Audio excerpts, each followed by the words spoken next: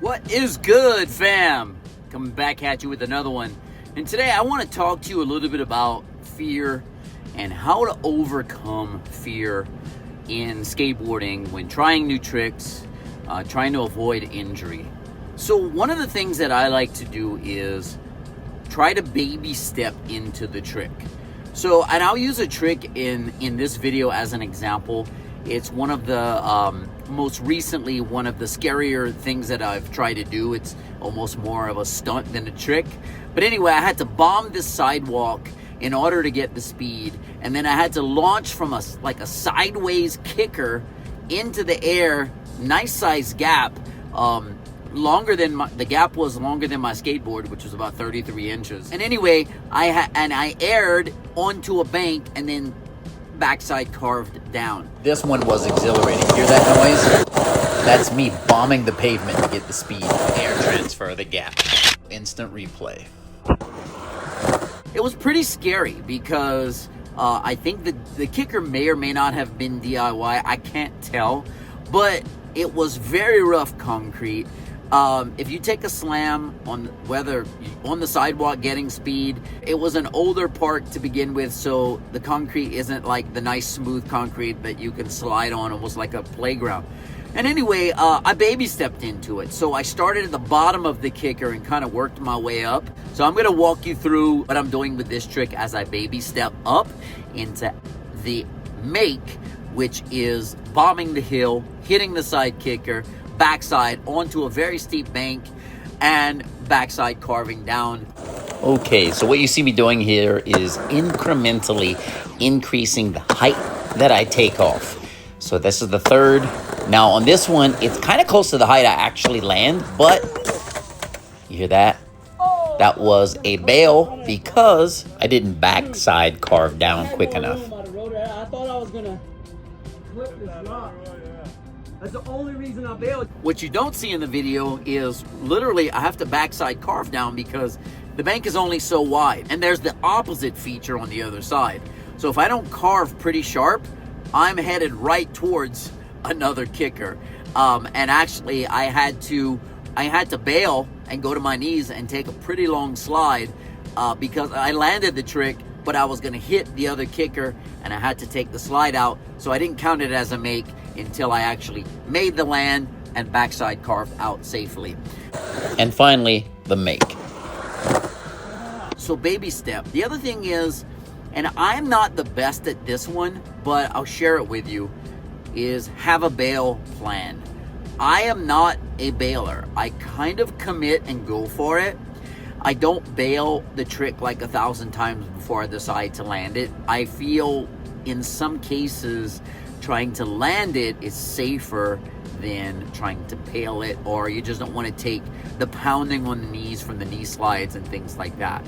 So the other thing is have a bail plan, because what I've noticed when I go for things, sometimes you bail midair if it's too scary, and then you bail, you go to your knees, you take it to the hips, and you know, I use Buzzberry's Rhip clip.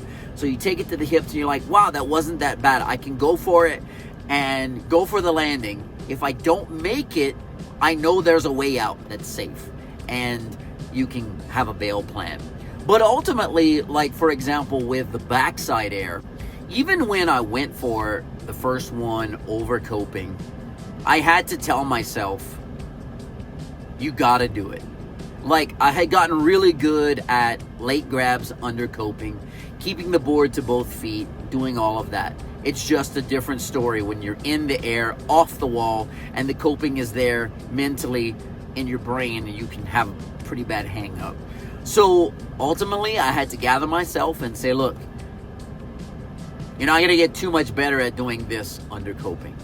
If you wanna go over coping, it's time to go over coping. Here's a late grab backside air from today's session. Instant replay in slow-mo.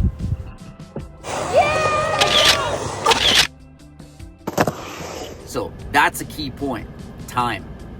It took me years to get to where I had that conversation with myself and meant it. In other words, I really meant it. I don't know how much better I'm gonna get at this trick under coping. It's time. You paid your dues, it's time to take it over. and get your land, get your make. So don't go for it too early.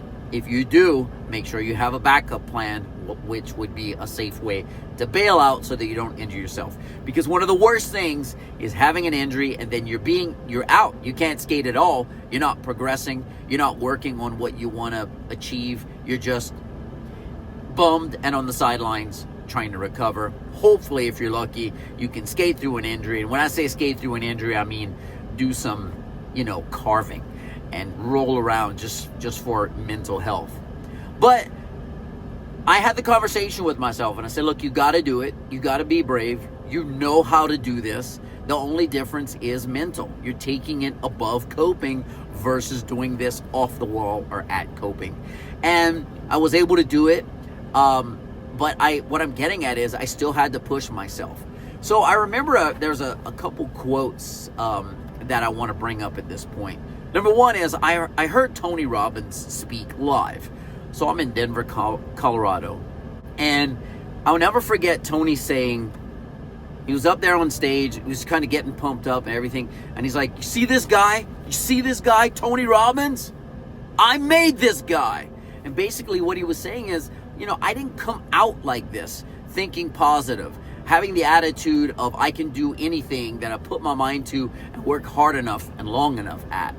And then something else that I heard Mitchie Brusco say on a video that I don't think he has posted anymore, but it was really good words of advice. And Mitchie said, you don't just wake up with confidence, you have to earn it.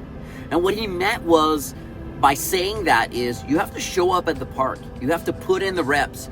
You have to build yourself up to that level. But I will tell you, there's going to come a point in time that you're going to have to just go for it.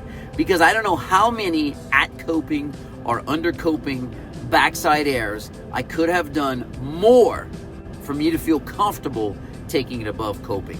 I mean, I had literally been at this trick for the better part of 5 years. Worked through injuries, took a few over, had a bunch of hang-ups, and then I pulled back and said, let me restart, let me learn how to do this trick.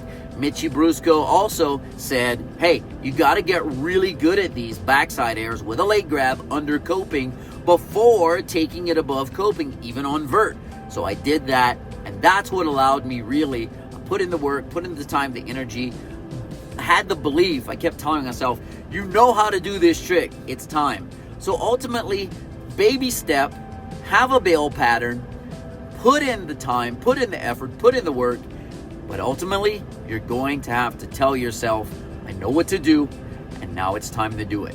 I'm going to get my make today, it's time. All right, so I hope this has helped you. Got any questions? Put them in the comments. Peace.